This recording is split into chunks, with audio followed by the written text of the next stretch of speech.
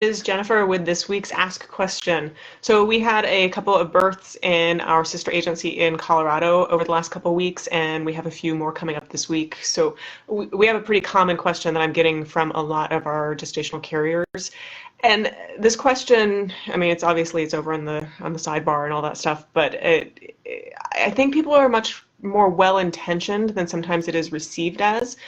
A lot of times people ask the gestational carrier how they were able to give up their baby. And I really think that it doesn't come from a place of rudeness or that they don't intend to cause any pain to the gestational carrier.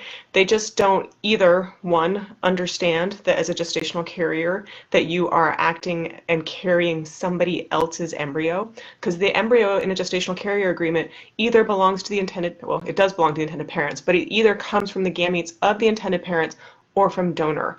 None of the genetics in that situation are from the gestational carrier, so it was never her baby in the first place. It's not her baby to give or not give. It always was supposed to go to the intended parents. What I think that in those cases people are actually trying to ask is, how did it feel that moment when you first saw the intended parents with their child?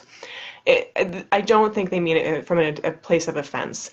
And that's what I encourage gestational carriers to talk about instead, is talk about how it felt in that moment, that first moment when you saw them all together, that absolute feeling of love between them, the joy you felt for it. And then if you are comfortable, you can use it as a time to educate people on maybe using correct terminology, and that sometimes words can hurt, and say that it was never my baby, that it was always their baby. I just babysat it and gave it back. Because people sometimes just don't know how those words can affect you.